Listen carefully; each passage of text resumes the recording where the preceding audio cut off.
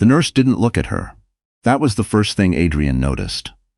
The nurse who had been so warm 10 minutes ago, who had helped her into the hospital gown and asked whether she wanted extra pillows, suddenly found something very important to study on her clipboard.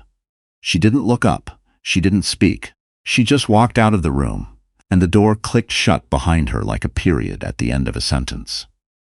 Adrian Colquhoun was 34 years old, 7 months pregnant, and completely alone in a private room at St. Michael's Hospital in Toronto. She had been admitted the night before with elevated blood pressure. Nothing catastrophic. Her OB had said, just cautionary. But the way the nurse had left the room told her something had changed. Something was coming, she was right. The door opened again, and it wasn't the nurse. Petra Sloan walked in wearing a red dress at 11 in the morning. Not hospital visitor clothes. Not the kind of thing you put on when you're heading somewhere clinical and serious. It was the kind of dress you wore when you wanted to be looked at.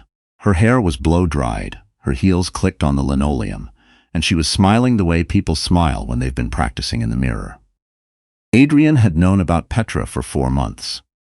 She had found the messages in March, not by snooping, but because her husband's phone had buzzed face up on the kitchen counter while he was in the shower, and the preview had been explicit enough that she didn't need to open anything. She had confronted Curtis that same night. He had cried. He had said it was over. He had said it meant nothing. She had believed him, because she was pregnant and tired, and because believing him was easier than the alternative.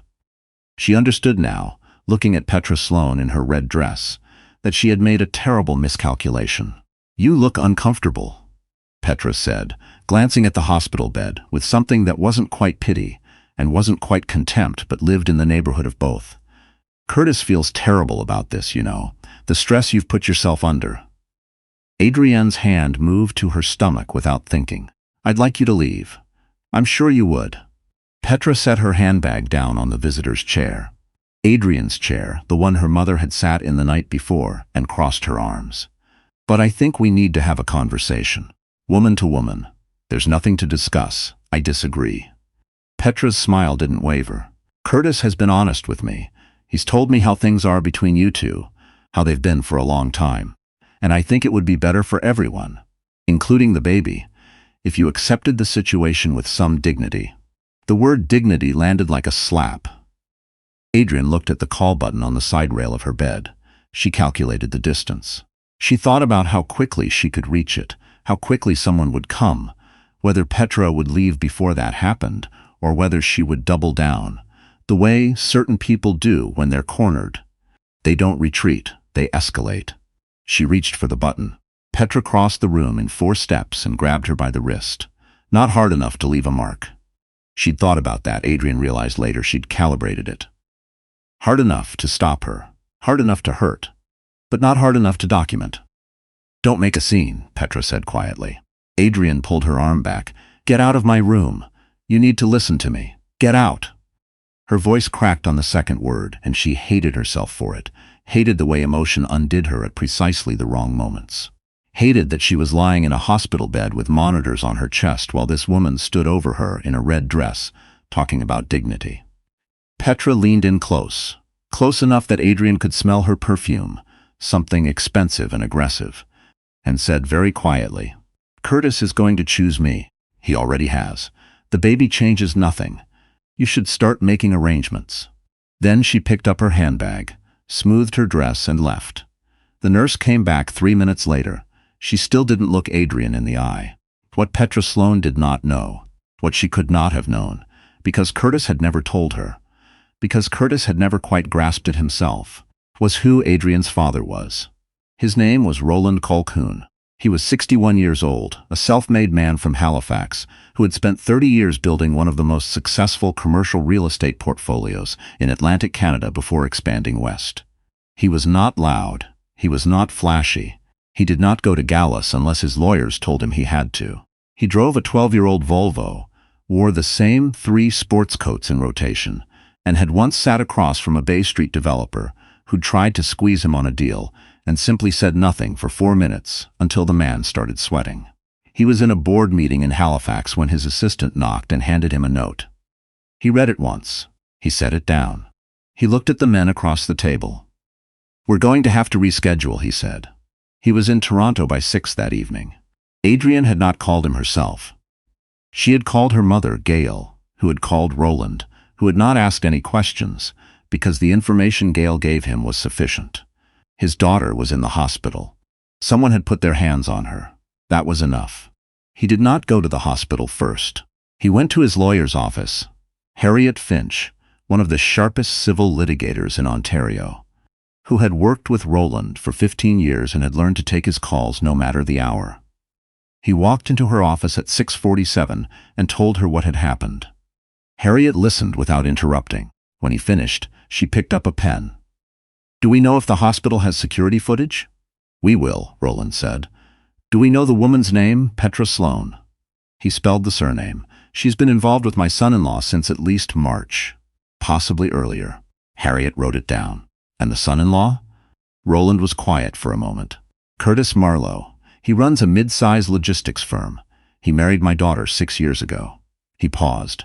"I helped capitalize the company when they were just starting out." Harriet looked up from her notepad. "I know," Roland said. Curtis Marlowe had grown up understanding that money was a kind of weather.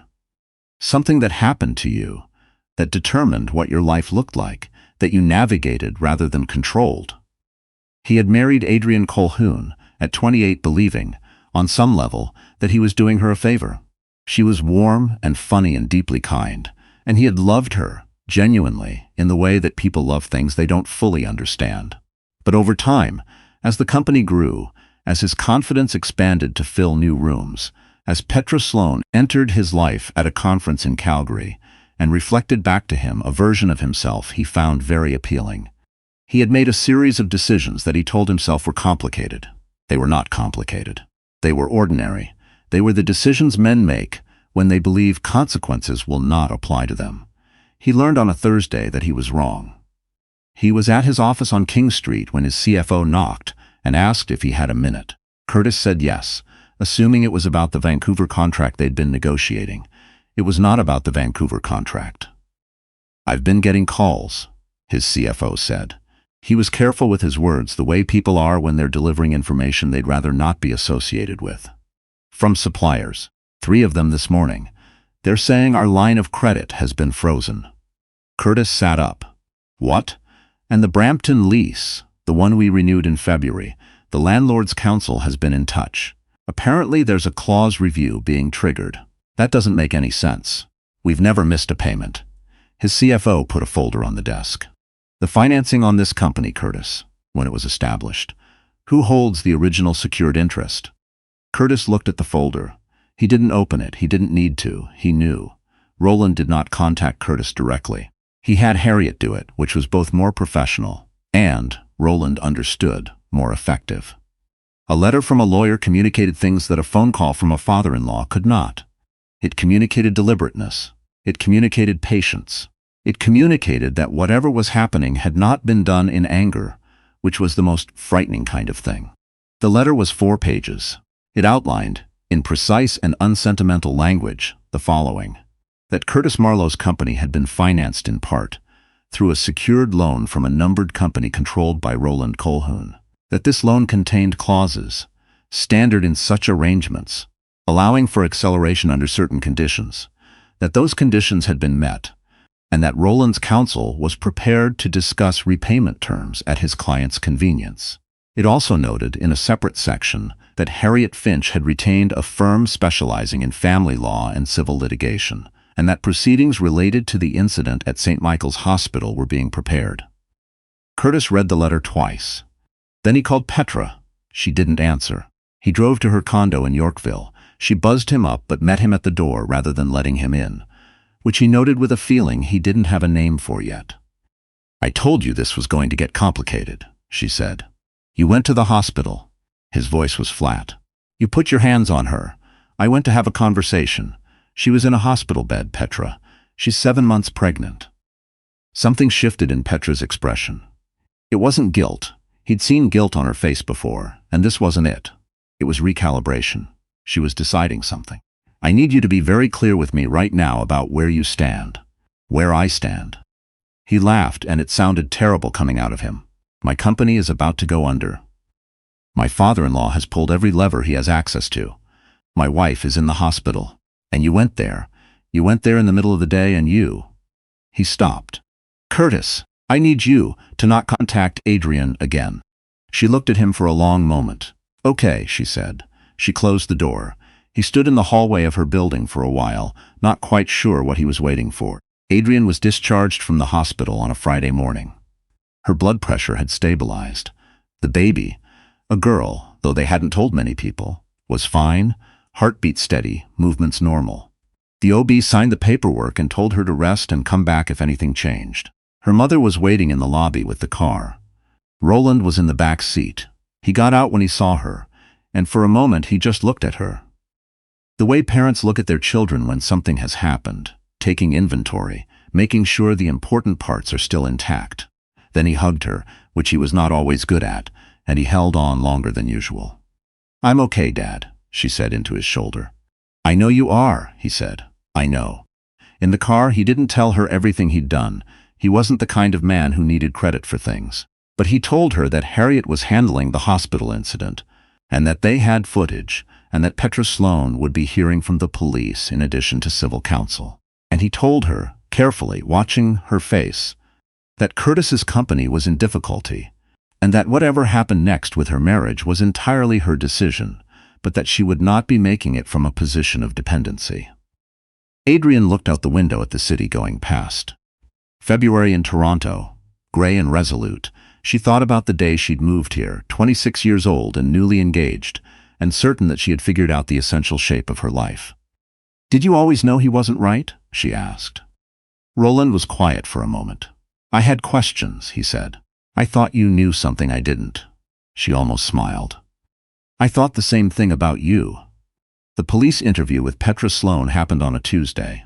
Harriet had submitted the hospital security footage, along with a statement from the attending nurse, who had, it turned out, witnessed more than she'd initially let on, and had been waiting for someone to ask her the right questions.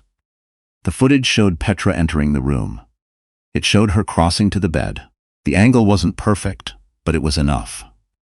Petra arrived at the interview with her own counsel, a man named Graves who wore good suits, and had the manner of someone accustomed to making things disappear quietly. He was less comfortable than usual by the end of the session. The footage was specific. The nurse's statement was specific. The timeline Harriet had constructed was specific. Petra was charged with criminal harassment and assault. The assault charge was the one that would follow her. It didn't matter that the contact had been brief, that she'd calibrated it to avoid visible injury. What mattered, Harriet explained to Adrian, was that it had happened in a hospital to a woman who was 7 months pregnant and that there was footage of it. "What happens to her?" Adrian asked. "There'll be a process," Harriet said. "She'll likely plead it down to something lesser, but she won't walk away clean. And the civil matter is separate. That's where we can do more." Adrienne nodded slowly. She had spent a lot of time in the past 2 weeks trying to locate something like satisfaction in all of this, and finding instead something quieter and more complicated. Not forgiveness. She wasn't there, and she wasn't sure she would be. Not triumph. Something closer to the feeling after a very long storm, when the air is still strange, but at least the wind has stopped. Curtis came to see her once, at her parents' house in Rosedale, where she was staying while she figured out the next steps. He called ahead, which she appreciated. He sat in her father's kitchen. Roland made himself scarce, which was its own kind of message, and he held a mug of tea he didn't drink. He said he was sorry. He said it a few times, in a few different ways, and she believed that he meant it, in the incomplete way that people mean apologies when they're sorry for the outcome, but still not entirely clear on where they went wrong. He said he hadn't known Petra was going to go to the hospital. She believed that too. It had the ring of something a person would be too afraid to admit if it weren't true. She didn't ask him about the company. She didn't ask him about Petra.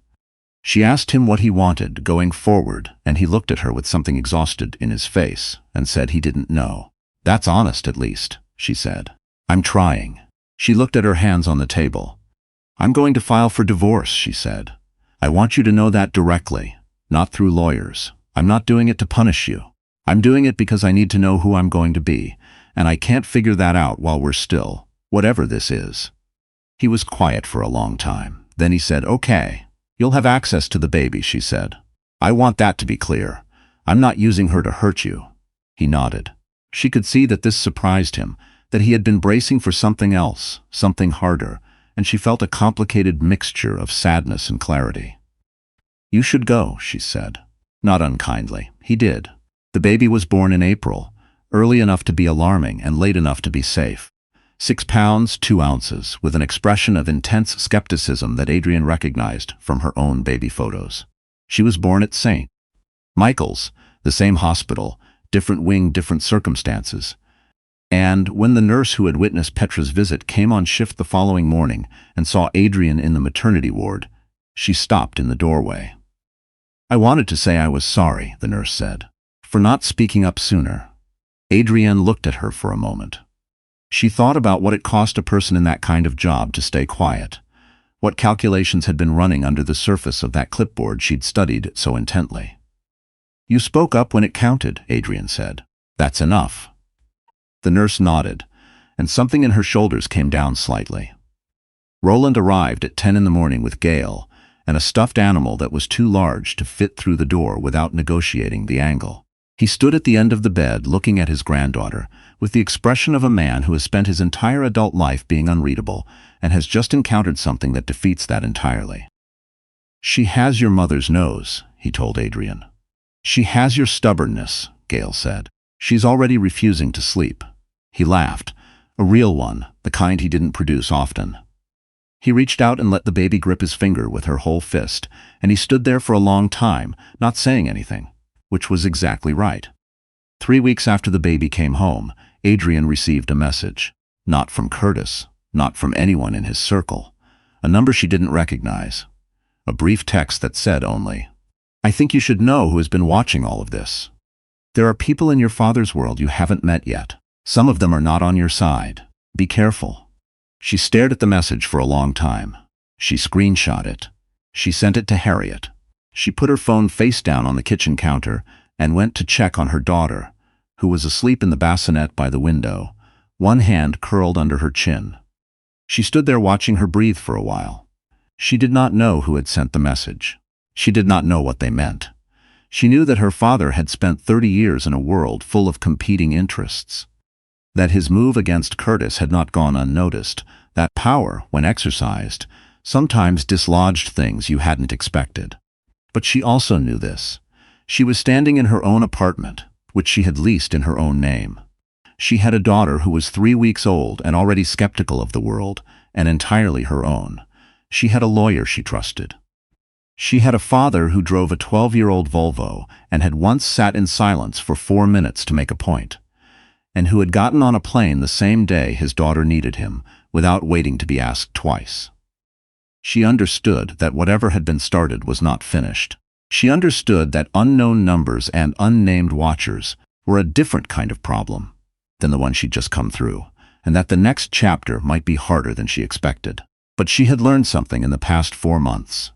Lying in a hospital bed with monitors on her chest, while a woman in a red dress told her to arrange her own diminishment with dignity. She had learned that she was not the kind of person who arranges her own diminishment. She picked up the phone. She called her father. He answered on the second ring. "There's something I need to show you," she said. "I'm listening," he said. Outside the window, the city was coming back to itself after a long winter. Tentative green on the trees, the particular Toronto April light that feels like an apology and a promise at the same time. Her daughter made a small sound in the bassinet, not quite waking, just registering the fact of being in the world. Adrian Colquhoun told her father what she knew.